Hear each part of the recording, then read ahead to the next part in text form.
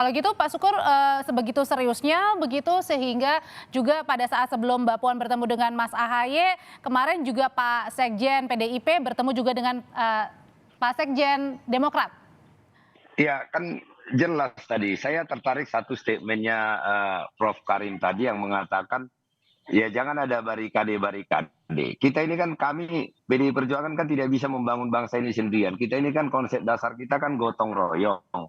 Maka kita harus mengajak semua elemen masyarakat.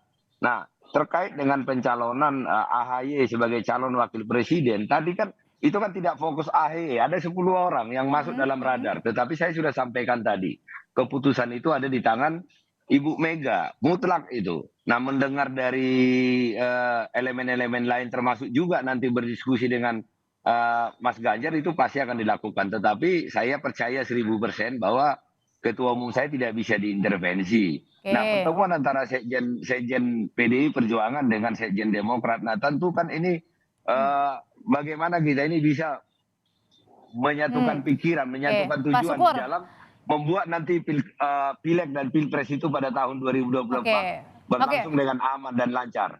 Pak Syukur, sebenarnya target dari PDIP sendiri untuk menggalang dukungan parpol-parpol lain berapa banyak sih, Pak?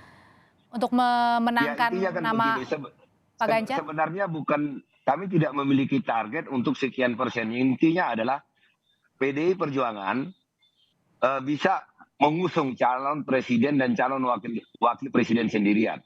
Nah tentu, tetapi kami akan terbuka jika ada partai-partai politik yang sejalan dengan keputusan kami di dalam misalnya calon presidennya.